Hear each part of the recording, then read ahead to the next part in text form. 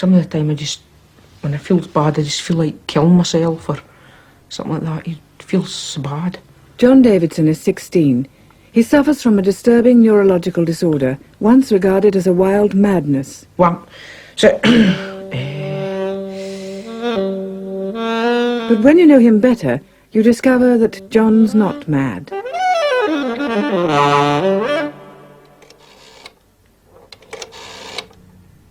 Hello?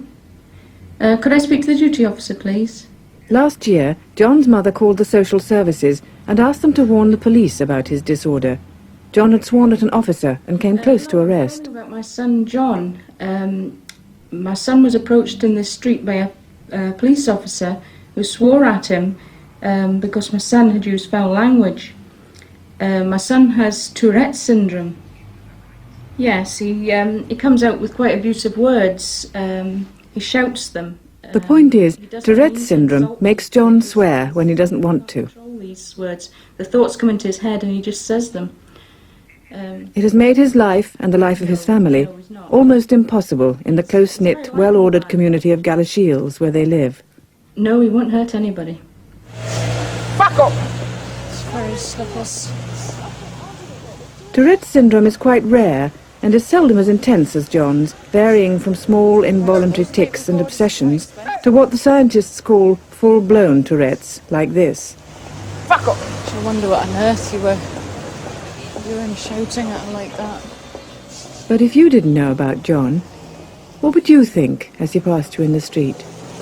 Hey, fuck!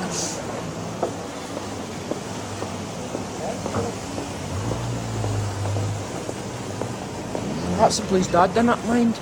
Houses and bookstores. That's right, yeah. Gosh, they've got it all fitted out now. Old pigs. Yeah, old pigs. So, Dolly, hang on.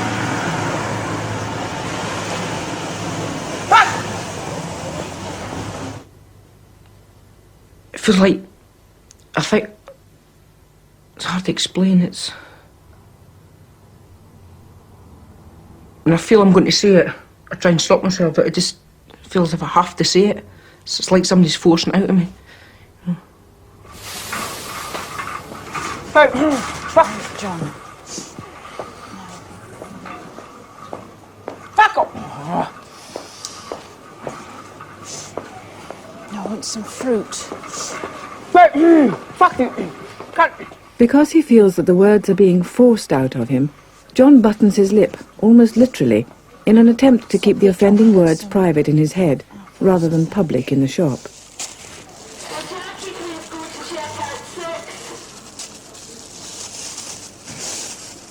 I'll get a big bag of potatoes. Cut! Fuck it! Get those Fuck weighed, off. will you? It's not always swear words. Sometimes he barks and yelps.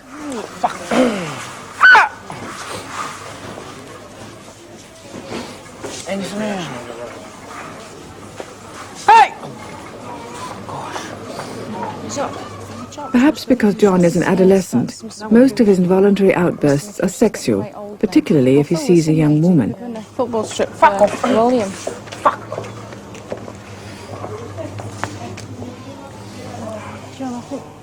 None of the specialists investigating this puzzling disease can offer any convincing explanation about why sexual words predominate. Words that shock local people. Look for one without the preservatives in, John. I'll get the right one. What kind of coffee do you want, Mum? Nescafe. I need dog food Need too. dog meat as well. Yeah, I'll get bonus. Yeah, I'll just get the one. It's for carrying it. I'll just take the one. They've moved the coffee. It must be on the other side. Then sometimes the outbursts seem more directed, more focused. Here he tries to stop himself calling his mother a slut. No, Tuesday, I think. We've got it. Slut! Mum, you slut! Kitty cat. Catkin. We'll get catkins. That's only 26. That'll do. Any biscuits for me? No. I'll need a bowl for my bedroom, remember? Is it a big one or a normal one? Will an ordinary one fit? I don't know. Just get a normal one, it should fit. It's a 60 watt. That should be enough. Yeah.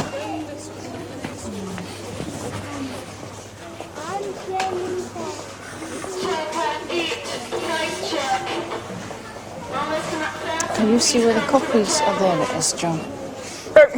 Fuck up! Fucking this. Oh, you want this coffee or Max? Yes, well, Gold just way's take it a bit. nice. Do you know a bit? Hey, fuck up! So while these tics and head jerks are clearly involuntary and random, John's swear words sometimes seem connected in mysterious ways to the world around him. Fuck's sake. Thank you.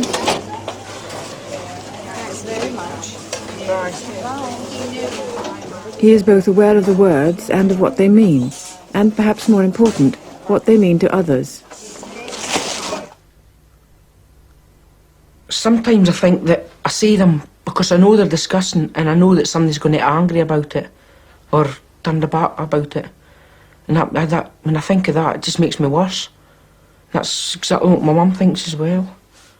The noises as well, I know it's going to annoy somebody, so I just can't stop myself from doing it. His language is very bad now. Some of the words he comes out with is really very shocking. You know, his jerking's not quite as bad. He went through a stage where he was jerking so bad he was falling over.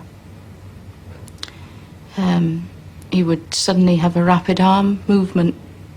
You know, he'd throw his arm to the side and just about knock the person out that was walking next to him. Not deliberate, you know, it was all involuntary. We didn't know that at the time, though. You know, we didn't know what was happening with John at all. In fact, we thought he was going mad. Of course, John's not mad. But Galashiels is a town of only 13,000 people. They attend the same schools and churches and go to the same pubs.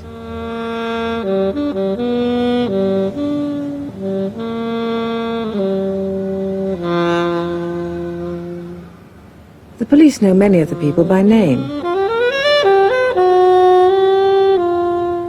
If you're afflicted with a public disorder like Tourette's, a small town is a difficult place in which to hide.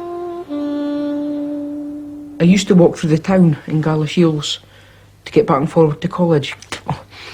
But recently I've not been doing that. And when I used to walk through the town I felt alright. I wasn't bothered about anyone looking at me and that. But now I can't cope walking through the town and I just feel like everyone's looking at me and now I go a right detour right round the town to come to college. But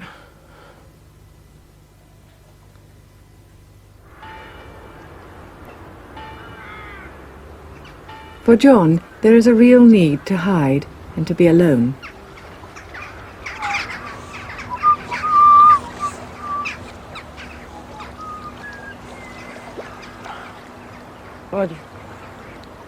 The peace and serenity he finds along the banks of the River Tweed have a remarkable effect. Gone are the exhausting explosions of foul language, the yelps and the tics. Here he is oddly quiet. Quite clearly, the pressure of strangers or even friends has a lot to do with his outbursts. I suppose the things I choose, it's like I'm trying to avoid other people. Like when I go fishing and I see a friend, somebody I know that's fishing, I'd rather be further down the river on my own fishing than be with someone else.